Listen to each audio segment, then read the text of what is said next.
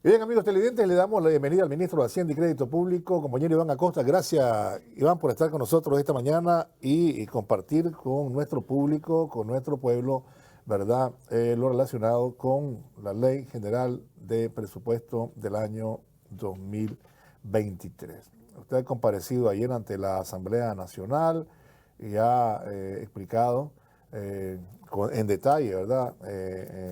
Ante los diputados del Parlamento, de qué se trata esta vez el presupuesto. Hay que destacar, como bien se ha destacado en los medios, pues que ha expresado que está dirigido a combatir la pobreza y la pobreza extrema. En ese sentido quisiéramos que nos hablara un poco de lo que usted llama el entorno, o lo que llama el contexto en el que se ha formulado este presupuesto y el momento pues económico en que se encuentra Nicaragua. Bienvenido. Buenos días, Alberto. Buenos días a la amplia de la audiencia de la revista En Vivo. Nosotros a la formulación del presupuesto hicimos mucho énfasis en el contexto del entorno macroeconómico mundial, porque es importante que podamos compartir la visión de los momentos de complejidad y turbulencias económicos y sociales que se ven allá por la zona euro fundamentalmente, pero son importantes a la hora de proyectar hacia dónde puede ir y cuáles son las solidez que puede tener uno. Es decir, tenemos que reconocer el entorno para saber si tenemos solidez en la formulación. Y, por ejemplo, desde el 2020 estamos con un entorno global vinculado a la pandemia que tiene efecto en la fábrica. Y al tener efecto en la fábrica hay un problema en la oferta. O sea, la fábrica tiene menos trabajadores, menos horas, el impacto COVID, menos horas, menos producción y eso eleva los precios. Vamos a usar uno conocido en algunos sectores, comprar un vehículo, ahora toma 9, 12 meses, ¿no? O sea, uno puede pagar porque hay un problema en la fábrica, eso sube los precios. Claro, claro. Es una cadena, o sea, también un problema en la cadena de materias primas y va moviendo los precios. Es un tema que hay que tomar en cuenta siempre a la hora de formular. Por otro lado, se dio encadenado con problemas en la fábrica, problemas de las fábricas.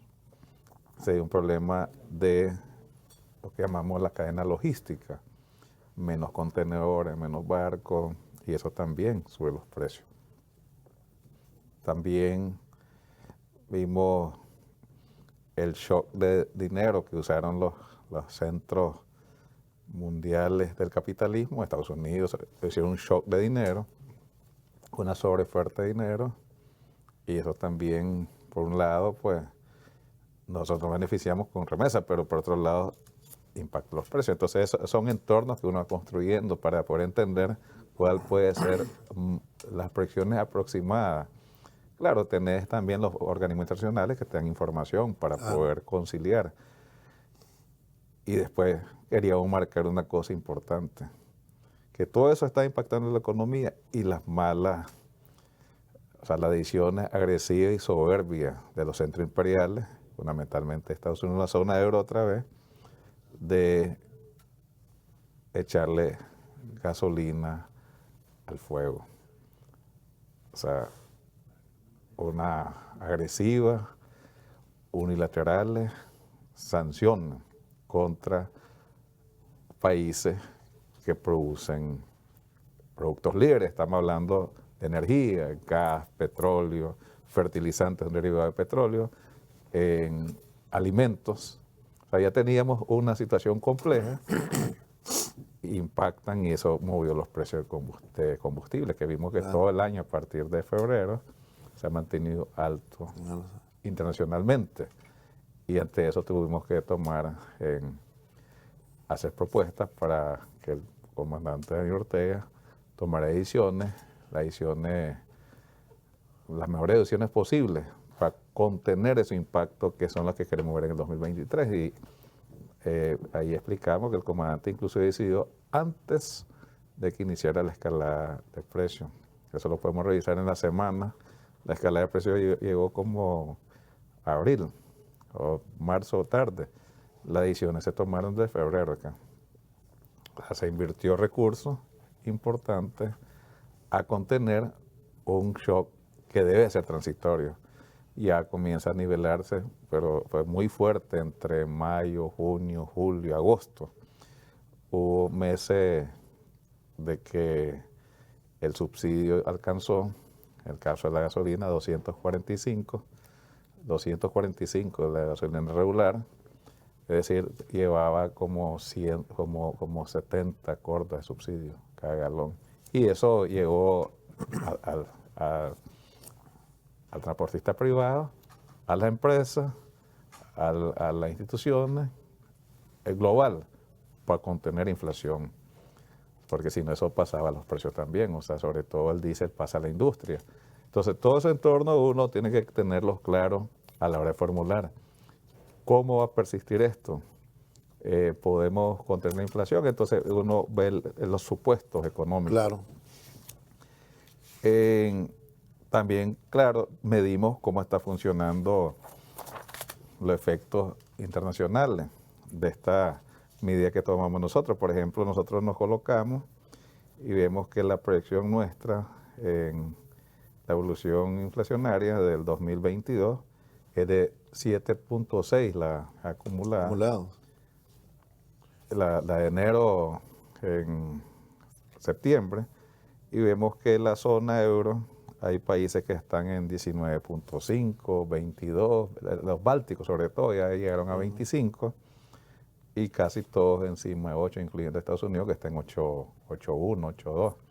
La zona euro es cerca de 9, y además vemos en las medidas aceleradas tratando de reducir, como todo el mundo, que son las subidas de tasa de interés, por lo cual es otro elemento. Vemos cómo va a comportarse la inflación, cómo se está enfrentando, cómo están moviéndose las medidas monetarias para atacar la inflación, que son las subidas de tasa de interés. Viste que ya Estados Unidos tiene tasa de interés de 6% para hipotecas, por ejemplo. Eso quiere decir que, eso voy a dar un comentario, tiene la misma tasa que probablemente, o un poco menos que lo que sería una vivienda, financiamiento para vivienda en Nicaragua, para que sepas el nivel de complejidad. Claro, claro. O sea, tenés dos complejidades. Además, tenés que tomar en cuenta los pronósticos de que hay países en la zona euro que van a tener recesión. Entonces, todo eso entorno tenés que construir y después te preguntas, ¿y cuáles son mis fortalezas?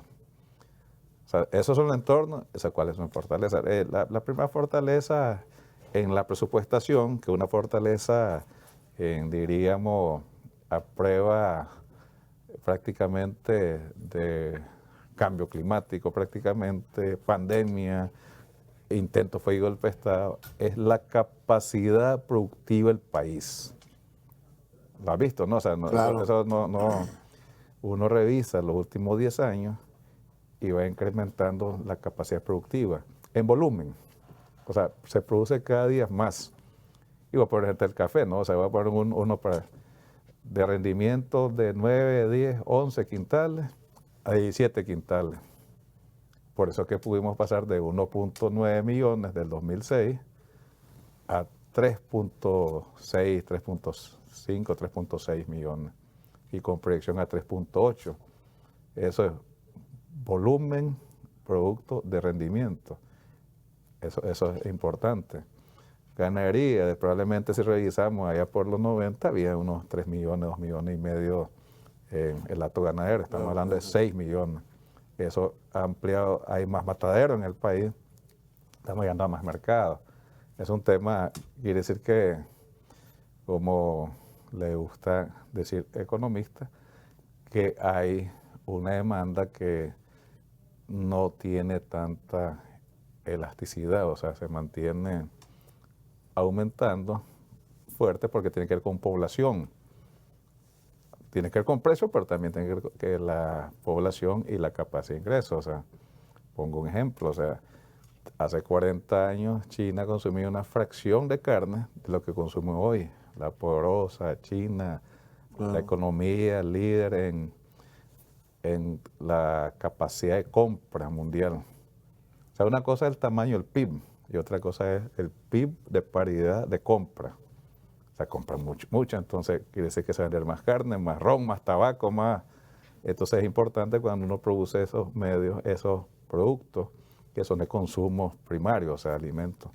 Claro, nosotros queremos agroindustrializarlo, pero claro. ahorita los tenemos y podemos exportarlo. Eso es una fortaleza. Observaste que el crecimiento de 2020-2021 eran 20 puntos, más de 20 puntos, Claro. de 21 a 22 también 2 dígitos, y de 22 a 23 esperamos que se mantenga cerca de 2 dígitos. Eso quiere decir que vamos a pasar de 7.500 millones, que es la proyección del 2022, a 8.000 millones. Esos son hechos, ¿no? esos son hechos, ¿no? Claro. Son hechos, eso seguramente los productores van a estar muy de acuerdo con esas proyecciones, que vamos a seguir produciendo más plátano, más tabaco, más azúcar, más carne, más queso, más leche, que son el producto exportable, eso va a una fortaleza. Segundo tema, la inversión extranjera. ¿Has visto los informes del Banco Central de la cantidad de inversión extranjera que está llegando al país? Al primer semestre había superado los 1.000 millones de dólares. El año 2021, 1.200, 1.300 millones. Por lo tanto, hay una vuelta a la inversión extranjera. ¿Por qué vuelve la inversión extranjera? Porque las condiciones competitivas del país van aumentando, que significa inversión en infraestructura económica. Yo voy a ponerlo sencillo para que uno dice, Claro. ¿cómo es eso? Hay energía en Bilwi, conectado a Managua. Entonces, si vos tenés una fábrica que necesita consumir mucha energía, puedes ir a Bilwi. Hace 4 años o hace 10, no puedes ir a Bilwi. O sea, tenés que ir con una industria liviana porque tenía conexiones locales solamente. Ponerte un ejemplo. Se va construyendo la costanera sur del país. ¿Qué es lo que ocurre a un inversionista hotelero? Hay oportunidad de instalar un hotel. Claro. No había costanera, no hay cómo va a llegar. O sea, eso es porque dice, viene la inversión extranjera. ¿Por qué viene la inversión extranjera? Porque el stock de formación bruta de capital es mayor. Y así funcionan los negocios. Si tú no inviertes donde hay una oportunidad, ¿qué va a pasar?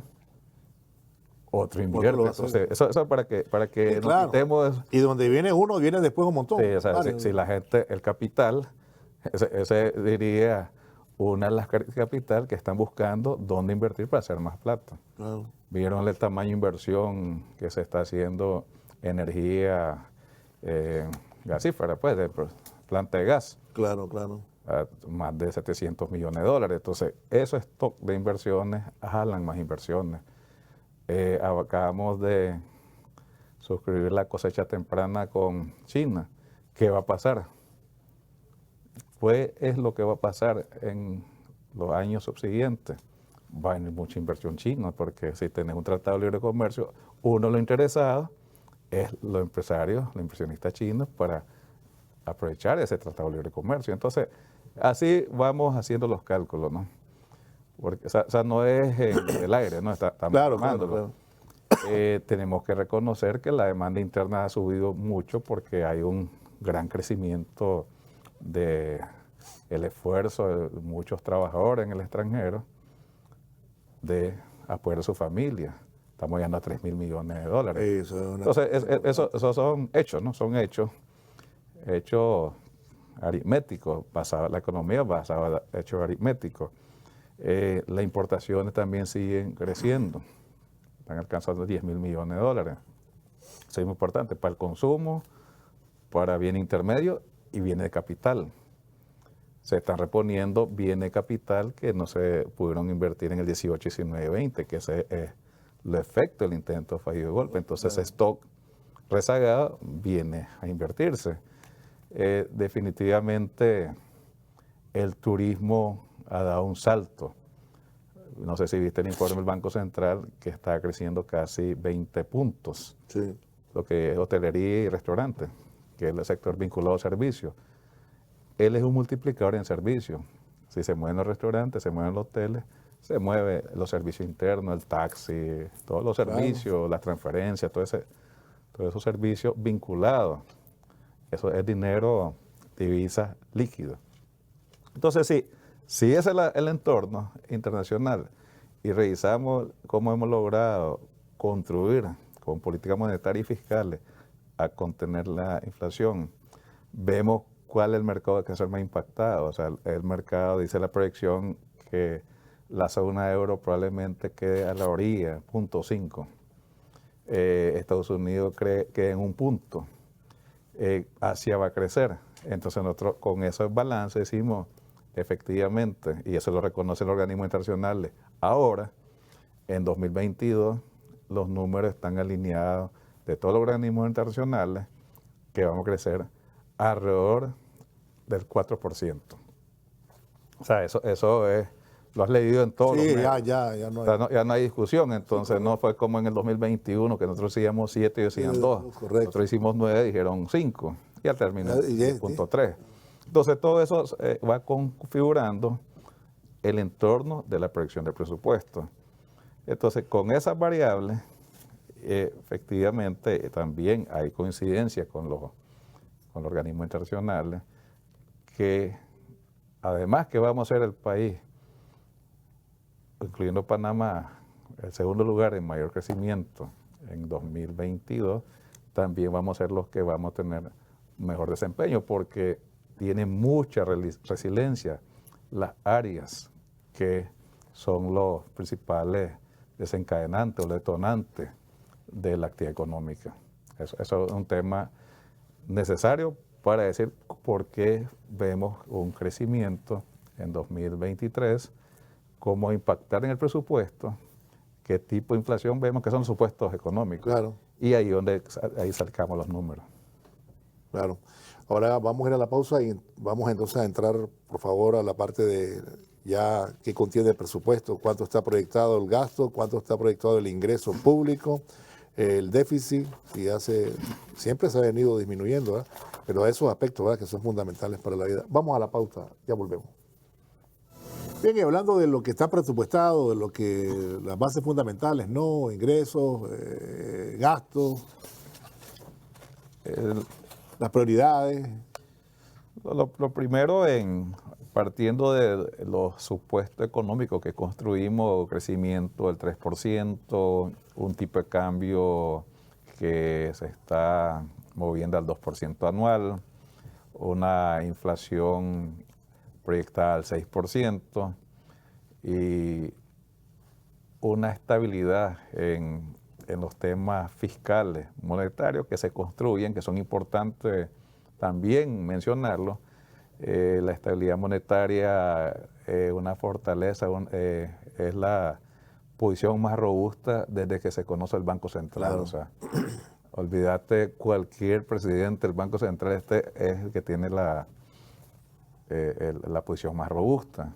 Y puedo decirte de que el banco tiene 32% del PIB en reserva. Eso es, puedes revisar con Guatemala, con Chile, para que esta es la posición más robusta conocida. Es más, o sea, de la posición más baja del 2018, que eran 2.200 y resto, logramos superar prácticamente el 100%.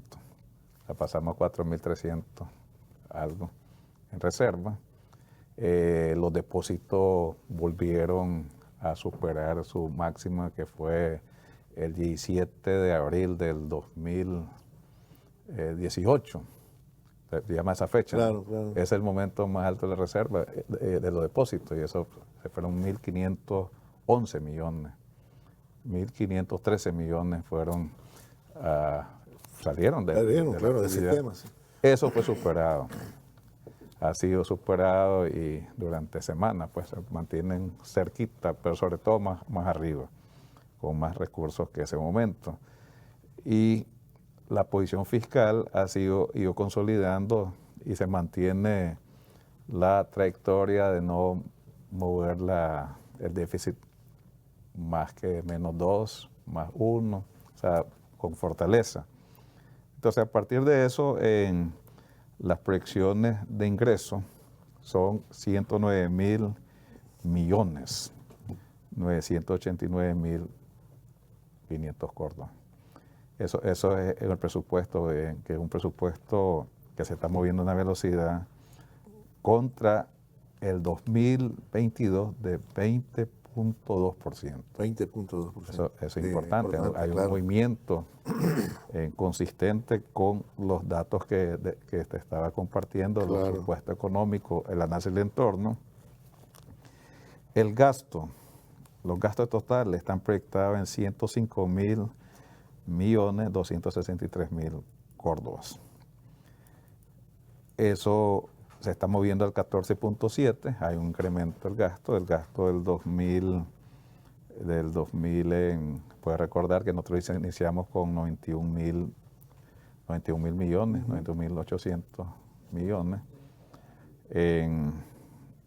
Hay un movimiento importante en el gasto capital. El gasto de capital se estaría moviendo en 39.8, o sea, alcanzaría de esos 105.000 millones, 27.000 millones para el gasto de capital. Y aquí también en la estructura, teniendo más ingresos totales, que el gasto no da un superávit. Es importante un superávit en el momento que hemos tenido que enfrentar situaciones adversas, que son parte del entorno que explicaba. El comandante Daniel Ortega nos instruyó a atender el subsidio al combustible, que le hemos frustrado Moro y Cristiano, energía, todos los abonados, o sea, no se ha movido la tarifa. No se ha movido la tarifa desde el 2019, pero este año con la subida de los precios del petróleo, o sea, de fuel oil, ¿qué iba a pasar en la tarifa? Iba a subir. Iba a subir, pero no has preguntado, tú no has venido a preguntar, ¿por qué no me cobran más? No tenés valor de no preguntar, ¿por qué no me cobran más que subió el petróleo? ¿Qué será que cambiaron a producir con agua esas máquinas? Porque hay una política de contener la inflación, o sea, esa es la explicación. Entonces, se tuvo que tener eso, es una instrucción del presidente desde febrero que veíamos que venía, o sea, él dijo, hay que atender combustible, energía, agua, gas de cocina, transporte, y eso se ha asumido. Entonces, quiere decir que si eso ocurrió en 2022, tú tienes que estar atento. Y por eso es importante tener superávit en este caso, es uno de los elementos centrales. Claro. Esa es responsabilidad, o sea, desde el punto de vista de previsión, porque no hay que preguntar qué vamos a hacer, o sea, tenés que tener algún punto de previsión. Esta es la composición central del presupuesto, o sea, el ingreso, el gasto. Entonces, ¿a dónde va el presupuesto? Porque eso es lo importante. Bueno, claro. ¿Qué vas a hacer con eso? Son 105.000 millones, ¿qué vamos a hacer con esa plata? Fundamentalmente, el 80% del dinero, y en este caso, más de la mitad de ese 80%, está en el Ministerio de Salud, 21.674 millones de córdobas. Ministerio de Educación, 15.868. Ministerio de Transporte y Infraestructura, 9.177. Estamos hablando de la educación gratuita, la salud pública gratuita y con atención cada vez con grandes saltos de mejora. O sea, la cantidad de cirugías. ¿Te acordás que la cirugía de 2, 3 años esperando, la receta sin medicamentos, la falta de médicos? O sea, lo que pasa es que la memoria es bandida. O sea, no solo la infraestructura del hospital está cambiando, todo el sistema de atención, o sea, eso es importante y esos costos son el presupuesto público. Ahí va nuestro impuesto para atender a todo el pueblo, a todo el pueblo y sobre todo a la gran mayoría que van al sistema de salud pública.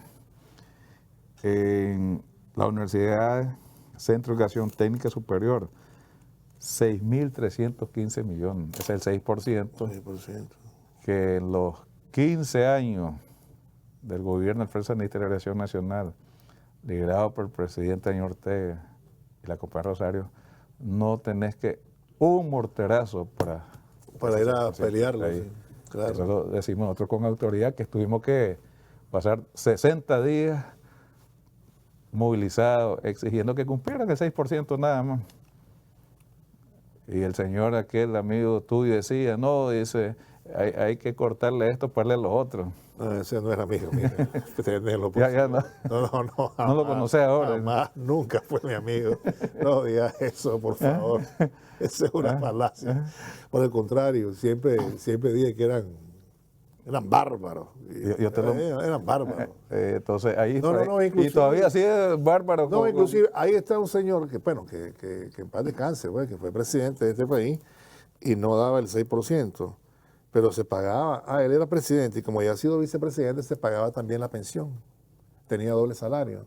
Y cuando le decía uno a sus representantes, ¿y ahí por qué se la paga? Porque es la ley.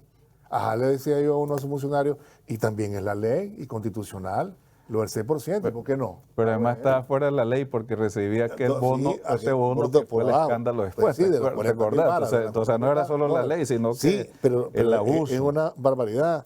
Y yo me acuerdo de ese señor, allá anda viviendo ahora, Torquemada, que quemó los libros.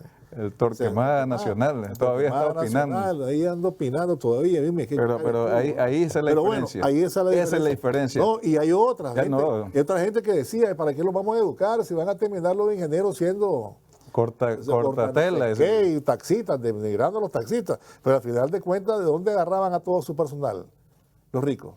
De las universidades públicas, ahí vienen todos los profesionales. Y quiero, hablando de eso, como ellos atacaban a un sector que está generando 3.200, 3.300 millones de exportación, 130.000 empleos. Estás hablando de la zona franca. Correcto, sí. ¿Para qué cuarto grado? No, con cuarto grado es suficiente. Ese es un debate. Eso cambió en las políticas públicas bajo el gobierno del presidente Ortega, o sea, es priorizar educación y salud para que no solo sea cuarto grado, sino que llegues a bachillerato, y no solo bachillerato, después de las universidades, correcto. Y además con 2 idiomas. Además, este año sexto grado, con una educación técnica, con una inversión más fuerte. Eso hay un cambio fundamental y estratégico para el desarrollo del país. Ese es el tema, o sea, no solo los puentes, las carreteras, la energía, sino concentrar recursos suficientes en educación y salud para transformar el país. O sea, no se puede transformar, o sea, ¿cómo ir a transformar el país si no invertir en educación? Que es el stock de valor más alto de un país, o sea, que tan educado está. Claro. Y eso no lo leemos con que los nórdicos, que no, o sea, y que correcto, pero no lo invertís en tu país. Pues. Y todo. Y por eso quiero ir a la universidad extranjera, planteaban ellos, los que vamos a la universidad extranjera, pero no quieren la educación para la grandes mayoría. Entonces eso es cambio de política pública. Sí, y entonces venía, oíme, Milton, y venía un ministro de Relaciones Exteriores y le daba la beca a su hijo. Entonces un día creo que me tocó preguntarle, bueno, dicen que su hijo está al mercado. ¿De verdad? Yo no sabía. Oye, la educación. Y ya no dejamos las becas del Banco Central, ¿verdad? No voy a decir nada. No va a hablar. Pero bueno, pues. Entonces, esto es un cambio de políticas públicas. Claro. O sea, la concentración de recursos para atender a las grandes mayorías. Estamos hablando de la grandes mayoría, salud pública para todos, pero de alta calidad. Claro. Educación la mejor posible, hay que ir una mejora continua en eso. Infraestructura, 1000 años sin puente el Guagua, aunque dicen la historia, hubo algún tipo, un puente peatonal allá arriba cuando tenía las bananeras los gringos, cuando se fueron los gringos la botaron. Los gringos eran, no van a decir que tengo alguna fijación. No. ¿Quién era la empresa? Una empresa internacional ahí. ¿La has leído esa historia? Tenía un puente, creo que peatonal o para el tren, o no sé, los vagones. Pues. Claro. Y cuando se fueron ellos desapareció, eso es hace 70 años. Puente en el Guagua. Bajar los costos a un extremo del país, excluido a uno de los grupos étnicos más grandes del país, desconectado, con 20 horas para llegar a Managua. Alguna vez era 3 días con los peaderos de Molucucú, peaderos por todo, desde las zonas mineras, Molucucú, fundamentalmente en la recta. Eso se cambió, ahora uno se puede ir a Pilwi creo que en 9 horas puede hacerlo, y eso va a reducir todavía un poco más cuando termine la carretera. Pero puentes importantes sobre el río Coco, Quilalí-Bubilí. Sí, correcto. Recursos para unificar Bluefield, la Uneperla, Cornaill, no, ahí sí no se va a unificar, Cucragil, Guapí, vamos a Tortuguero. Entonces estás unificando el país para darle más fortaleza en términos de atracción de inversiones. Si no tenés energía, no tenés carretera, no tenés agua potable, no tenés saneamiento, no tenés hospital y educación, ¿qué inversión ibas a traer? O sea, y tenían valor aquello para ofrecer que iba a venir inversión. O sea, y se ven en los números. La inversión extranjera más alta en 2006, 2005-2006 eran aproximadamente 243 millones de dólares. Eso es, o sea, nosotros estamos hablando de 1.500, 1.200, 1.300, porque hay mayor competitividad del país. Entonces, ese es uno de los temas, y está distribuido los recursos, el 80%. ¿Cuál es la prioridad del presupuesto? Uno puede ver esta gráfica. A ver, Frank, sí. A ver, con esta cámara, a ver si la acercamos. Es una gráfica importante. Claro. 56.4 el gasto social, o sea, de cada Córdoba, 56 centavos va para gasto social. Este es el centro, el corazón del presupuesto. Ahí está incluido las políticas sociales, la lucha contra la pobreza. 56 centavos, 56.4 centavos de cada Córdoba va para las cosas más importantes en un país, que atender a los más necesitados, a los más excluidos, los más pobres. Y eso debe ser una política consistente internacional. Algunos países no lo hacen. Claro. Los gobiernos del 2006 al 90, son casi 17 años, esa gráfica era más pequeña. Mucho más pequeña, claro. Mucho más pequeña. Mucho. El presupuesto era más pequeño y la gráfica mucho más pequeña. Entonces yo decía, no sé si lo vi en público ayer, con el nivel de inversión pública, las carreteras, solo las carreteras, más de 5.000 kilómetros de carreteras reconstruidas, restablecidas, y las nuevas, hubiéramos tenido que pasar, en vez de 10 años, entre 40 y 50 años para construirla a la velocidad que llevaban nosotros. Sí, claro. O sea, el puente Guava tiene que esperar otros 50 años. 50 años, claro. Y Bluefield otros 40 años. Para sus carreteras. Y Cucragil y la Uneperla. O sea, esa es la realidad. Y el Tortuguero no digamos, porque no estaba tan a la vista, pues, porque está un poco más al centro. Eso es importante. El puente y la energía, los paneles solares, el hospital de Cornaill, eso hubiera tenido que seguir esperando. Sí, claro.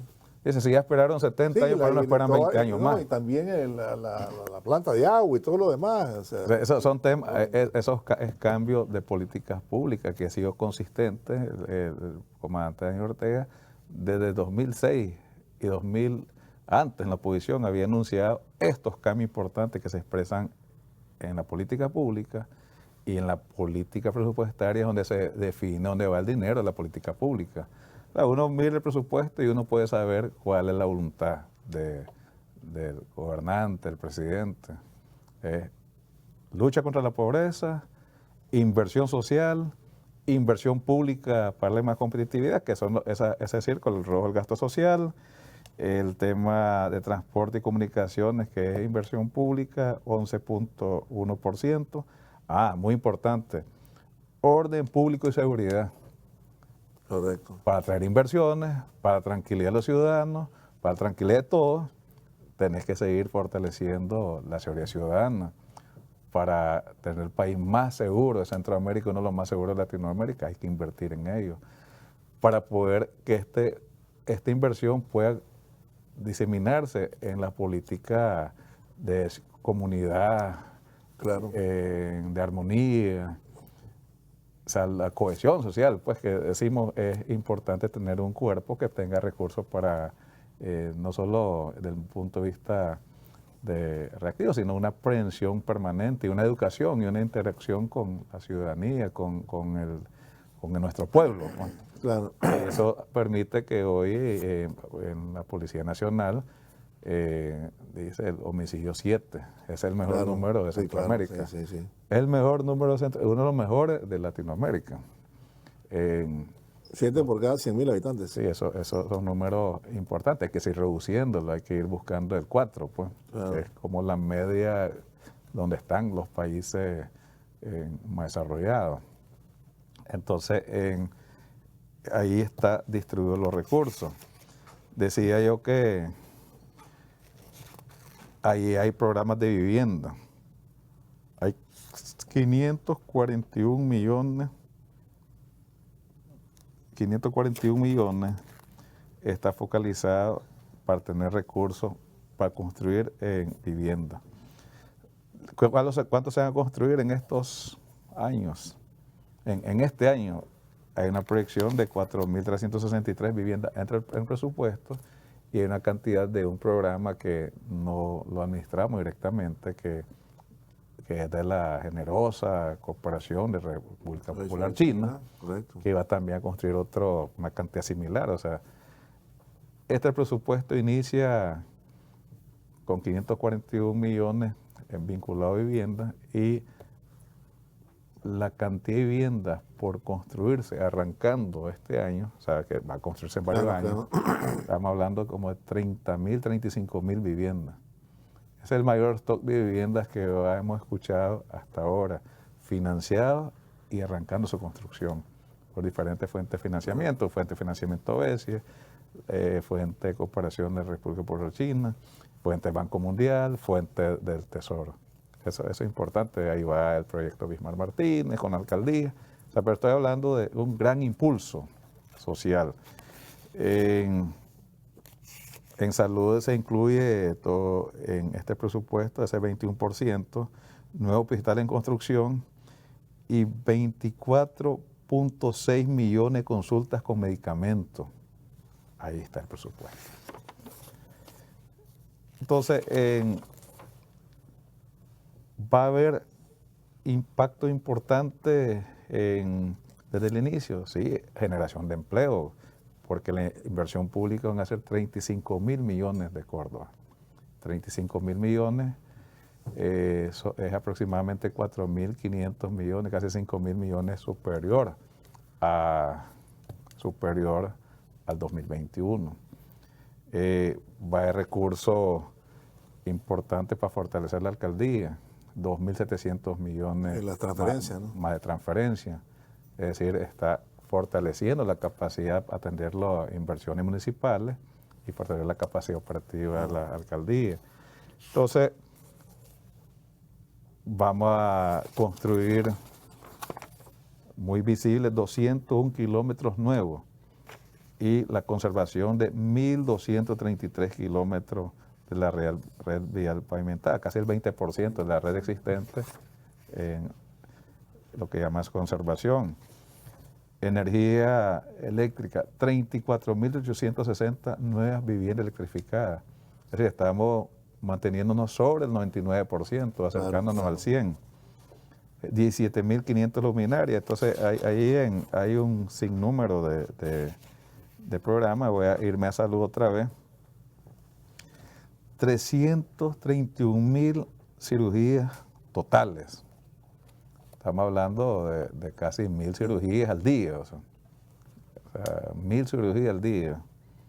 Es una cantidad muy fuerte, la gran diseminación de capacidades hospitalarias.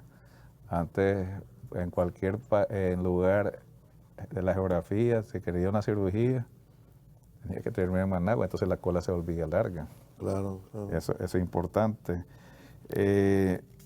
Repito, 27 millones de exámenes especializados. Eso es mucho recurso, exámenes de las más básicas hasta los exámenes muy especializados que son necesarios para llevarte Y a con mejor tecnología, atención. 24.672 millones de consultas con medicamentos. Eso es el marco, con medicamentos. ¿Y por qué ponemos con medicamentos? Porque había consultas sin sin medicamentos. medicamentos y sin consulta alguna. Claro. Entonces era terrible. 1.398.000 vacunas aplicadas en la jornada de salud. Por eso el país es de los que tiene más inmunización, no solo para el COVID, sino en general. Claro, o sea, claro. ahorita hay una campaña muy importante. Entonces ahí está distribuido. Además quiero agregar que estamos movilizando a través del programa Usura Cero 2.505 millones de córdobas para seguir atendiendo el programa, exitoso programa de Usura Cero, atendiendo a mujeres, a una gran cantidad, o sea, 196.560 mujeres atendían el programa Usura Cero. Son cifras que van marcando la economía, más el programa Adelante, que tiene una proyección de estar colocando hasta 82 millones de dólares. Es decir, dirigido, tiene más amplio, es para la producción, ya no solo especializado como el programa Usura Cero, sino que un poco amplio, prácticamente es una pequeña incepción de un banco para los más excluidos, o sea, los que no han tenido acceso a banco. Pues bancarización, diríamos eso. Entonces, hay créditos para el programa ganadero del programa Adelante, hay para programa de agricultura, para agricultura, para financiar inclusive actividades de pyme, recursos para pyme, en eso programáticamente 82 millones, que esperamos que en el 2023 se ejecute unos 15, 20. O sea, hay recursos para mantener el país firmemente por la ruta, primero, del desarrollo, la ruta de la reducción de brechas y desigualdades. O sea, hay que invertir más recursos en los que tienen menos para que se reduzcan las desigualdades. Recursos para reducir la pobreza, recursos importantes para reducir la pobreza y sobre todo combatir frontalmente la extrema pobreza, que es un tema relevante. Ese es el presupuesto. Claro. Los subsidios están ahí comprendidos, ¿no? Subsidios es un elemento para combatir la extrema pobreza. O sea, energía, los jubilados, lo que tiene que ver con agua, lo que tiene que ver... o sea, cuando decimos menos de 150 es para combatir la extrema pobreza. Los 20 metros cúbicos de agua, el transporte colectivo de Managua, eso es para combatir la extrema pobreza. Para todo el mundo ahí. Para todo el mundo, pero es focalizado para claro. garantizar que el que no tenga recursos tenga acceso. Porque el bus andaría como por 8 o 9 Por 8 o córdobas. 9 pesos, Entonces sí, está en 2.50, eso es para combatir la extrema pobreza. Yo te agradezco, Iván, gracias por habernos acompañado. Vamos a irnos a una pausa, no se vayan, tenemos más, ya volvemos.